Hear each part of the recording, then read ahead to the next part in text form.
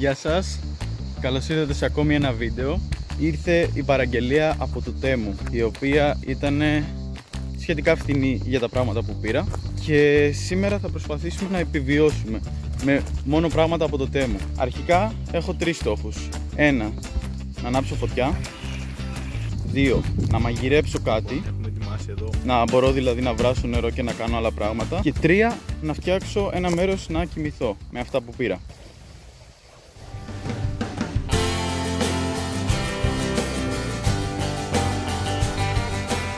Πριν μπούμε στο βίντεο, θέλω να πω ένα μεγάλο ευχαριστώ για όλη την θετική υποστήριξη και τα καλά σας λόγια που μου έχετε δείξει στα σχόλια. Σας ευχαριστώ πάρα πολύ. Ας αρχίσουμε. Ο πρώτος μας στόχος είναι να κόψουμε ξύλα για να μπορέσουμε να ανάψουμε τη φωτιά μας. Και γι' αυτό έρχεται αυτό εδώ το πραγματάκι. Το βρήκα στο Temu για 8,5 ευρώ περίπου και είναι ένα μικρό πριόνι χεριού, το οποίο είναι αναδιπλούμενο. Οπότε κάνεις αυτό εδώ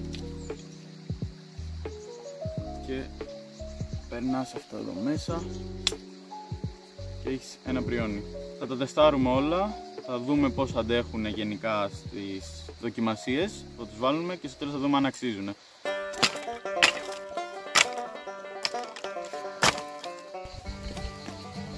Λοιπόν, μάζεψα κάποια ξύλα και βρήκα ένα μεγάλο για να δοκιμάσουμε το πριονάκι. Ειλικρινά δεν ξέρω τι θα γίνει, βλέπω τη λεπίδα πολύ λεπτή, οπότε δεν ξέρω ακριβώς τι να περιμένω. Επίσης δεν ξέρω να κόβω πολύ καλά, οπότε ναι, για να δούμε πώς θα πάει αυτό. Αρχικά κολλάει αρκετά.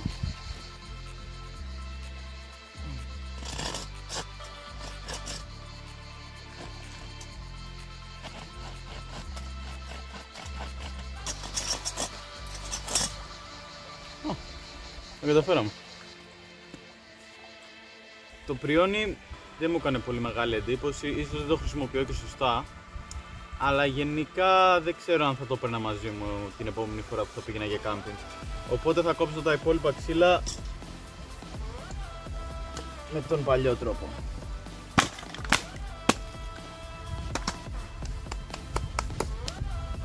Το επόμενο κομμάτι, αφού κόψουμε τα ξύλα, είναι η φωτιά. Και εδώ έρχεται αυτό εδώ το πραγματάκι. Είναι ένας μικρός, ένα σαν φουρνάκι, το οποίο σε βοηθάει να ανάψεις φωτιά και να μαγειρέψεις τη φύση. Θα μου πεις γιατί να μην το κάνω κάτω. Πρώτον, γιατί πράγματα μπορούν να πάρουν φωτιά τριγύρω και ειδικά τους καλοκαιρινούς μήνες θες να το αποφύγεις αυτό, να έχεις το κεφάλι σου ήσυχο. Και επίσης διότι διοχετεύει τη θερμότητα πολύ προς τα πάνω, με αποτέλεσμα να ψήνεις πιο γρήγορα, να μπορείς να βράσεις το νερό σου πιο γρήγορα.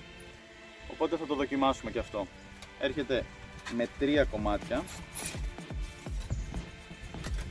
Το ένα είναι η σχαρίτσα, το δοκίμασα χθες το βράδυ, γι' αυτό είναι λερωμένο. Είναι η σχαρίτσα που μπαίνει από πάνω. Αυτό εδώ είναι για τις τάχτες, το βάζεις από κάτω. Και αυτό είναι το κύριο κομμάτι. Κόστιζε 20 ευρώ, αλλά γενικά θεωρώ ότι τα αξίζει τα λεφτά του. Λοιπόν, το έστησα. Έχει αυτό εδώ το πορτάκι, το οποίο το ανοίγεις, μπορείς να συμπληρώσεις ξύλα μέσα. Και η σχαρίτσα μπαίνει από πάνω. Μάζεψα κάποια λεπτά ξύλα, τα οποία θα σπάσουμε και θα χρησιμοποιήσουμε για να ανάψουμε τη φωτιά μας. Εντάξει, τώρα λίγο κλέβω, αλλά θα χρησιμοποιήσω ένα σαπουνάκι για να αρχίσω τη φωτιά. Και τώρα προσπαθεί συνέχεια να προσθέτεις ξύλα. Τώρα πήρε για τα καλά. Λοιπόν, ήρθε η ώρα να βράσουμε το νερό μας. Μπορείτε να χρησιμοποιήσετε και νερό από ποτάμι, αρκεί να μην είναι μολυσμένο. Αλλά ακόμα και για να είστε safe, μπορείτε να το βράσετε. Θα βάλω περίπου μισό λίτρο και θα σας δείξω πόση ώρα κάνει για να βράσει. Βάλουμε και το καπάκι. Το βγάζουμε την ασφάλεια.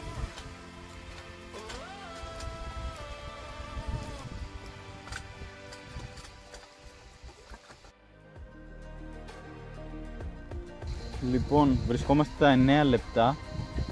Το νερό μας έχει βράσει.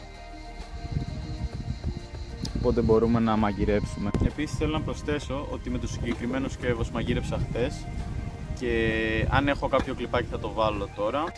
Λοιπόν, έχουμε ετοιμάσει εδώ αυγά και κρυθαράκι και το φουρνάκι.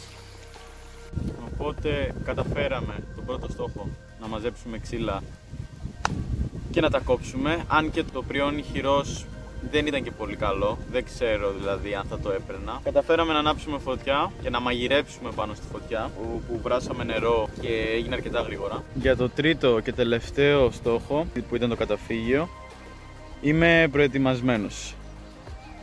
Αυτή είναι η ώρα μας. Αρχικά έρχεται με αυτούς τους δύο ημάντες και τα κλειψάκια. Έχω κάνει έναν απλό κόμπο. Το καλό με αυτήν εδώ την ώρα είναι ότι έχει φερμουάρ ώστε να μην μπαίνουν τα κουνούπια. Έχω βάλει μέσα το στρωματάκι μου ώστε να την κάνει λίγο πιο flat, όπως βλέπετε. Το μαξιλάρι Φόρμουλα 1 και το Sleepy Bank. Και για να τη δοκιμάσουμε κιόλας